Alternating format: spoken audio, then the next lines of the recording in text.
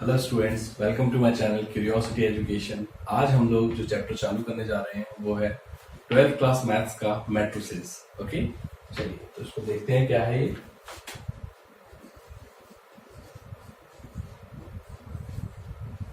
Matrices, देखिए सबसे पहले तो समझिए कि ये जो मैट्रिसेस है ना, ये बेसिकली प्लूरल फॉर्म है मैट्रिक्स का। ओके, मैट्रिक्स सिंगुलर फॉर्म है, इसका प्लूरल फॉर्म होता है मैट्राइसेस या मैट्रिसेस आप इसको बोलते हैं। Okay, now the thing is कि ये मैट्रिक्स क्या होता है बेसिकली, है ना। सबसे पहले तो आप इसको एक अगर लेमन टर्म में समझें तो आप ये बोल सकते हैं कि मैट्रिक्स एक तरीका है हमारे डेटा को ऑर्गेनाइज मैनर में लिखने का। ठीक है ना, जो एक रैंडम डेटा है उसको अगर हमको ऑर्गेनाइज मैनर में लिखना है इन अ पर्टिकुलर फैशन, तो उसका one of the methods is matrix, है ना। और भी तरीके होते हैं रैंडम डेटा को ऑर्गेनाइज मैनर में लिखने का, तो मैट्रिक्स भी उन डेटा को ऑर्गेनाइज मैनर में लिखने का एक तरीका है ना। बेसिकली हम इसके अंदर क्या करते हैं, हम इसके अंदर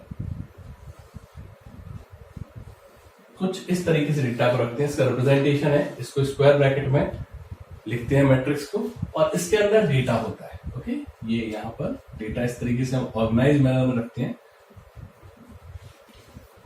ओके, सो बेसिकली ये आप बोल सकते हैं कि मैट्रिक्स इज अ रेक्टेंगुलर अरे। ठीक है ना, रेक्टेंगुलर क्यों है, देखिए लेंथ और ब्रेड्थ ऐसा कुछ दिख रहा है इसमें। ओके, अरे क्यों है, क्योंकि इसमें एक से ज्यादा एलिमेंट्स हैं इन पर्टिकुलर फैशन। अरे जो वर्ड है बेसिकली आप जो कंप्यूटर्स है उसमें ज्यादा यूज करते हैं इसको।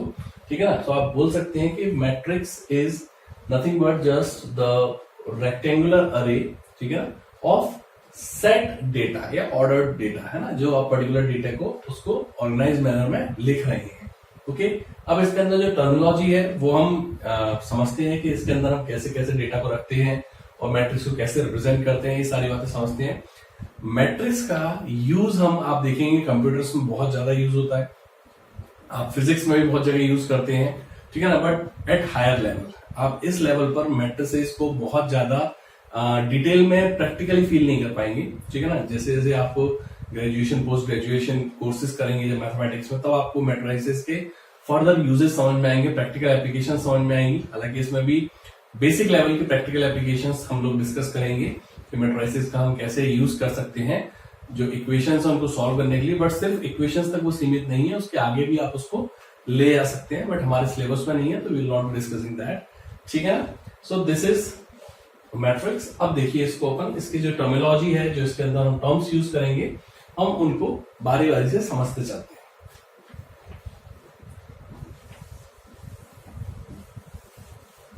सबसे पहली बात, जो भी मैट्रिक्स होती है उसको हम कैपिटल लेटर से रिप्रेजेंट करते हैं। ए बी सी डी कुछ भी लिख सकते हैं आप, बट वो कैपिटल रखना है। ठीक है, फिर मैट्रिक्स के लिए हम स्क्वायर ब्रैकेट का यूज करते हैं इस तरीके से। स्क्वायर ब्रैकेट पर विशेष ध्यान दीजिएगा, क्योंकि इस चैप्टर के बाद जो नेक्स्ट चैप्टर है जो इसका भाई है, उसमें आप देखेंगे कि हम ऐसे दो पैरेलल लाइंस के बीच में रखेंगे। और अक्सर हम लोग अपने आप को मैट्राइसेस और डिटरमिनेंट में कंफ्यूज कर लेते हैं कि कभी डिटरमिनेंट दिया होता है तो आप उसको मैट्राइसेस समझते हैं, कभी मैट्राइसेस दी होती है तो आप उसको डिटरमिनेंट समझते हैं। तो उसको क्लियर कर लीजिए कि मैट्राइसेस को हमेशा आप स्क्वायर ब्रैकेट के अंदर ही रखते हैं। ठीक है ना, अब इसके अंदर इसके एलिमेंट्स को लिखा जाता है। ठीक है ना, इसके एलिमेंट्स, सपोज करिए मैं अभी ऐसे डैश डैश बना के आपको समझा रहा हूं। सपोज करिए ये इसके एलिमेंट्स हैं। ओके, अब देखिए ये जो आप देख रहे हैं, दीज आर कॉल्ड, मैं इधर बना देता हूं, ये जो आप देख रहे हैं लाइंस, दीज आर कॉल्ड रोज। तो आप अगर इसमें देखते हैं तो आप बोल सकते हैं कि इसके अंदर 3 रोज हैं। ओके, लाइकवाइज अगर आप ऐसे देखते हैं वर्टिकल लाइंस को, तो आप बोलेंगे कि these are columns. So these are rows, these are columns. ठीक है ना, इसमें जो एक ऑर्डर होता है मैट्रिक्स का, ऑर्डर ऑफ अ मैट्रिक्स, उसको हम डिफाइन करते हैं number of rows by, into का जो साइन है उसको बाय पढ़ते हैं, number of rows by number of columns. ठीक है, और जनरली हम उसको अगर एक वेरिएबल की फॉर्म में लिखना होता है तो m बाय n लिख देते हैं। यहां पर m का मतलब ये है और n का मतलब ये है। हमेशा याद रखिएगा सबसे पहले नंबर ऑफ रोज ही लिखा जाता है, सेट पैटर्न है ना, आप पहले कॉलम नहीं लिख सकते हैं, नंबर ऑफ कॉलम्स नहीं लिखेंगे, सबसे पहले आप नंबर ऑफ रोज लिखेंगे बाय नंबर ऑफ कॉलम्स। ठीक है, तो ये किसी भी मैट्रिक्स का ऑर्डर लिखने का तरीका होता है। अभी हम एक एग्जांपल लेंगे, उसमें सारी चीजें समझ लेंगे जो मैं यहाँ पे एक्सप्लेन कर रहा हूँ। पहले अपन इसको समझते चलते हैं। तो ऑर्डर ऑफ मैट्रिक्स इस तरीके से लिखा जाता है, किसी भी मैट्रिक्स का आपको ऑर्डर लिखना है तो उसके नंबर ऑफ रोज कितनी है बाय नंबर ऑफ कॉलम्स कितनी है। ठीक है, अब जो एलिमेंट है मैट्रिक्स के, जो एलिमेंट हैं उसको आप जनरल जो लिखते हो AIJ ऐसे लिखते हो। यहां पे I का मतलब होता है रो नंबर,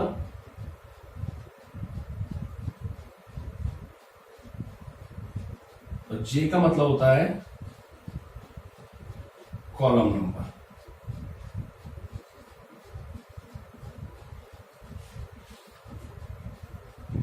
जनरली आप किसी भी एलिमेंट को अगर मैट्रिक्स का रिप्रेजेंट कर रहे हो तो पहली बात तो स्मॉल लेटर से रिप्रेजेंट करते हैं।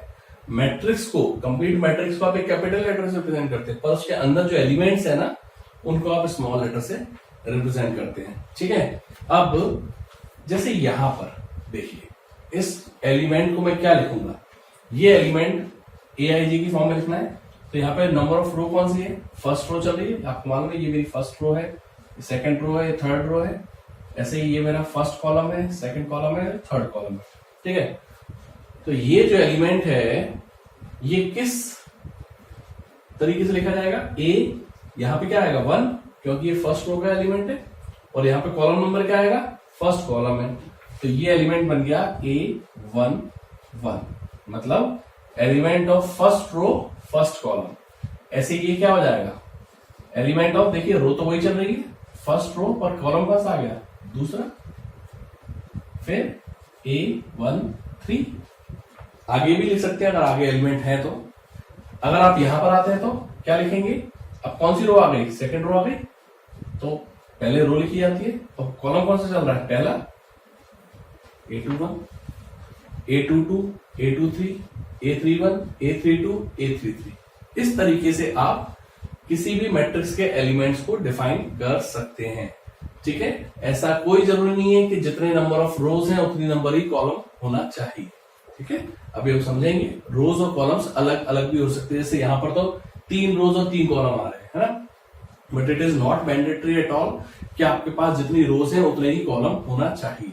ओके, देखिए अपन एक एग्जांपल लेते हैं, उससे क्लियरली समझ लेते हैं।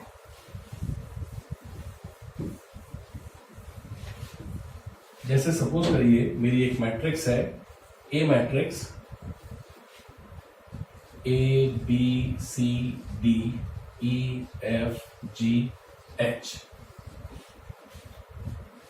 तो अगर मुझसे बोला जाए कि इस मैट्रिक्स का ऑर्डर लिखिए, तो ऑर्डर क्या होगा, ऑर्डर होता है M बाय N। M कितना है, M बोले तो क्या होता है, नंबर ऑफ रोज। कितनी रोज हैं, एक रो, हॉरिजॉन्टल लाइन गिननी है आपको, देखिए ये हॉरिजॉन्टल एक लाइन, हॉरिजॉन्टल दूसरी लाइन, तो कितनी रोज हैं 2, बाय कॉलम कितने हैं 1 2 3 4, तो इसका ऑर्डर हो गया 2/4। ठीक है, और 4 into 2 कितना होता है 8, तो इसका ऑर्डर कितना आ गया 8। ठीक है ना, तो अगर मुझसे कोई पूछता है कि इस मैट्रिक्स का ऑर्डर कितना है, तो मेरा आंसर होगा 8, जो कि गलत है। ठीक है, याद रखिएगा आपको इस तरीके से नहीं करना है, आपको सिर्फ यहीं पर लाकर छोड़ देना है। ऑर्डर का मतलब आपको number of rows by number of columns की इंफॉर्मेशन देना है। आपसे वो कोई मल्टीप्लाई नहीं करवाना चाह रहे कि 2 into 4 = 8 हो गया और आपने बता दिया कि इसका ऑर्डर 8 है, गलत हो जाएगा, ऐसा मत करिएगा। हमेशा याद रखिए ऑर्डर का मतलब है आपको नंबर ऑफ रोज और नंबर ऑफ कॉलम्स की इंफॉर्मेशन शो करना है। तो वो तरीका ये है कि पहला जो नंबर होगा वो आपको नंबर ऑफ रोज बताएगा और जो सेकंड होगा वो आपको नंबर ऑफ कॉलम्स बताएगा। इसके आगे आपको नहीं बढ़ना है, जैसे कि मैं यहां पर बढ़ा तो मेरा गलत हो गया। ठीक है, आई होप आपको ये क्लियरली समझ में आ रहा होगा। मैंने जानबूझ के इसको ऐसा लिखा सो दैट आपको मैं ये चीज समझा पाऊं, क्योंकि अक्सर स्टूडेंट इस चीज को मिस इंटरप्रेट कर लेते हैं कि यहाँ पे आगे वो अपने दिमाग लगा के अपने आप उसको 8 लिख देते हैं, जो कि गलत है टोटली। ठीक है, सो ऑर्डर इसका अगर मेरे को लिखना है तो 2 into 4 ये इसका ऑर्डर है। आप चाहे तो यहां पर भी लिख देते हैं हम कई बार इसको ऐसे दिखाने के लिए कि ये 2/4 की मैट्रिक्स है। अब जैसे मुझसे किसी ने बोला कि A23 लिखिए। अब A23 का मतलब क्या है? Element of second row third column, second row third column. देखिए ये सेकेंड रो है, first column second column third column, तो मैं इसकी बात कर रहा हूं तो मेरे A23 की वैल्यू हो जाएगी G। क्लियर है? ऐसे ही अगर मुझसे बोला किसी ने कि आप मुझे A31 लिखिए। अब A31 का मतलब क्या है? Third row first column, first row second row, अरे थर्ड रो तो है ही नहीं, थर्ड रो तो है ही नहीं, तो इसका मतलब क्या हुआ? यहां पे आप लोगोगे नॉट पॉसिबल। जो मैट्रिक्स दी है उसमें जब थर्ड रो है ही नहीं तो मैं एलिमेंट कैसे लिखूंगा? ठीक है ना? तो इस तरीके से आप किसी भी एलिमेंट को लिख सकते हैं। मैंने आपसे बोला A14 लिखिए। A14 का मतलब फर्स्ट रो फोर्थ कॉलम, मेरा आंसर आ गया D। क्लियर है?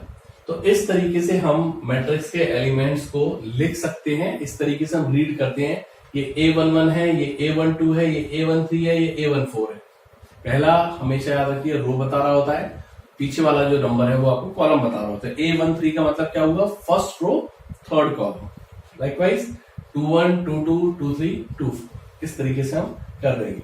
अच्छा एक चीज और समझिए, मैट्रिक्स मैंने आपको बताया क्या है, एक तरीका है अपने नंबर्स को अरेंज करने का, है ना? अच्छा नंबर्स जरूरी नहीं कि नंबर ही, आप वेरिएबल ले सकते हैं, आप सिंबल्स ले सकते हैं, आप कुछ भी ले सकते हैं। आपको तो बेसिकली बस उसको एक पर्टिकुलर फैशन में अरेंज करना है। ठीक है ना? तो जरूरी नहीं कि यहाँ पर सिंबल्स, जरूरी नहीं यहाँ पर वेरिएबल्स ही आए, आप यहाँ पर सिंबल्स भी लिख सकते हैं, नंबर्स भी लिख सकते हैं, कुछ भी लिख सकते हैं। ठीक है ना? रियल नंबर, कॉम्प्लेक्स नंबर, आप कोई से भी नंबर डाल सकते हैं, there is no problem at all. ठीक है, कुछ बातें जो मैट्रिक्स में आपको ध्यान रखनी है वो मैं आपको समझा देता हूं। बहुत बेसिक थिंग्स हैं। पहली बात तो ये है कि सपोज करिए ABC, चलिए ABC DEF G, मुझसे बोला क्या ये एक मैट्रिक्स है? देखिए आप भाई रेक्टेंगुलर है, ऐसा ऐसा, हाँ ये तो दिख रहा है, पर क्या ये मैट्रिक्स है? नहीं है। क्यों नहीं है? क्योंकि आपके पास एक रो में जितने एलिमेंट हैं हर रो में उतने ही एलिमेंट होना जरूरी है। इसी तरीके से एक कॉलम में जितने एलिमेंट हैं सभी कॉलम में उतने ही एलिमेंट्स होना चाहिए। एलिमेंट्स अलग अलग हो सकते हैं पर नंबर ऑफ एलिमेंट्स उतने ही होना चाहिए। जैसे मेरी फर्स्ट रो में 3 एलिमेंट दिख रहे हैं मुझको, A, B और C, तो फिर मुझे सेकंड रो में भी 3 ही रखेंगे और थर्ड रो में भी 3 ही रखने पड़ेंगे। ठीक है ना? इनफैक्ट थर्ड के आगे भी अगर कोई रो होती, सपोज करिए यहाँ पे HI, अगर मैट्रिक्स ऐसी होती, इस टाइप से होती, तो मुझे इन फिल इन दी ब्लैंक्स को भरना पड़ेगा, तब जाके ये एक वैलिड मैट्रिक्स बन पाएगी। अगर इनमें से एक भी चीज खाली रह गई तो फिर ये मेरी मैट्रिक्स नहीं कहलाएगी। तो याद रखिए मैट्रिक्स क्या है? It is arrangement, rectangular arrangement of letters, symbols, alphabets, ठीक है ना, in a fashion such that number of elements in each row are equal, likewise number of elements in each column are equal। ठीक है ना?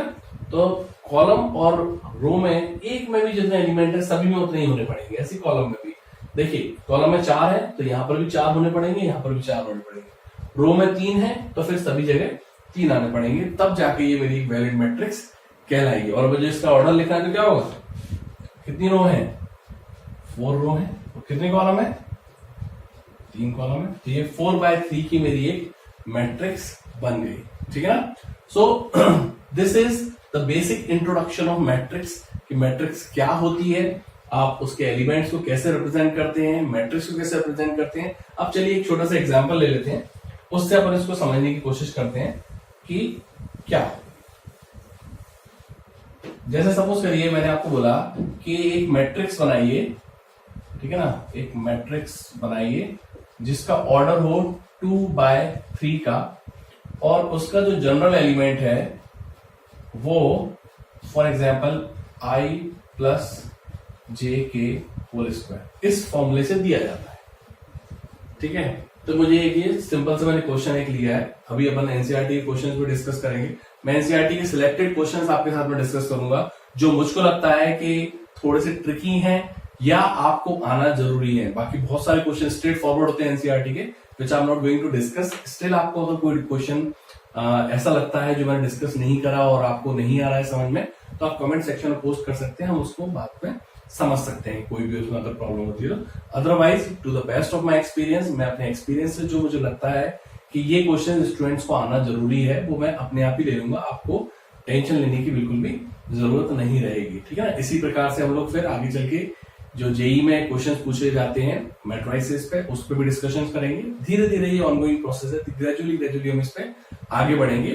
तो आप इनको अच्छे से समझते हुए चलिए, सारे कॉन्सेप्ट बिल्डिंग आपके बहुत ज्यादा काम आने वाले हैं आगे फर्दर आपके चीजों को समझने के लिए, ठीक है। जैसे सपोज करिए ए आई जे मेरा है i प्लस जे का स्क्वायर, मुझसे बोला 2/3 की एक मैट्रिक्स बनाइए, इसका ये ऑर्डर दे रखा है मुझको, ये क्या है, ये ऑर्डर दे रखा है।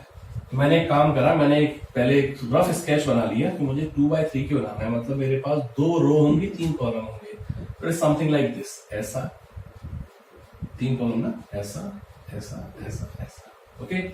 तो बेसिकली अगर मैं इसमें एलिमेंट फिल करूं तो ये मेरा होगा A11, A12, A13, A21, A22 और A23। तो ये मुझको निकालने हैं एलिमेंट्स, है ना। एक मैंने जस्ट रफ स्केच बनाया कि मेरी मैट्रिक्स कुछ ऐसी दिखने जा रही है, ओके, क्योंकि 2/3 का ऑर्डर चाहिए। देखिए यहाँ पर 2/3 का ऑर्डर है इसका। अब ये एलिमेंट्स को मैं इस डेफिनेशन से निकालूंगा, मुझे A11 निकालना है। इससे अगर मैं कंपेयर करूं तो मैंने i को भी 1 कर दिया और j को भी 1 कर दिया, ठीक है। तो मैं A11 अगर निकालूंगा तो मेरा फॉर्मूला हो जाएगा 1 + 1 का स्क्वायर, मतलब 4, ठीक।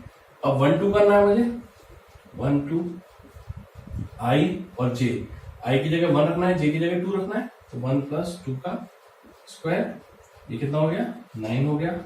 फिर 1 3 करना है, 1 + 3 का स्क्वायर 16, लाइकवाइज 2 1, 2 + 1 का स्क्वायर अगेन 9, 2 2, 2 + 2 का स्क्वायर 16 और 2 3, 2 + 3 का स्क्वायर 25। तो मेरे ये सारे एलिमेंट्स निकाल दिए मैंने जो मेरे यूज आने वाले हैं। अब क्या करना है मुझको, फाइनली इनको मैट्रिक्स में बनाकर दे देना है आपको। तो ये हो गया 4 9 16, लाइकवाइज 9 16 एंड 25। तो ये आपकी मैट्रिक्स बन गई जो उन्होंने पूछा था, और जो आपको इंफॉर्मेशन दी थी उसके हिसाब से जो आपकी मैट्रिक्स बनेगी वो ये होगी, ठीक है ना। So this is just an example जो आपको समझाने के लिए मैंने करा था, ठीक है ना।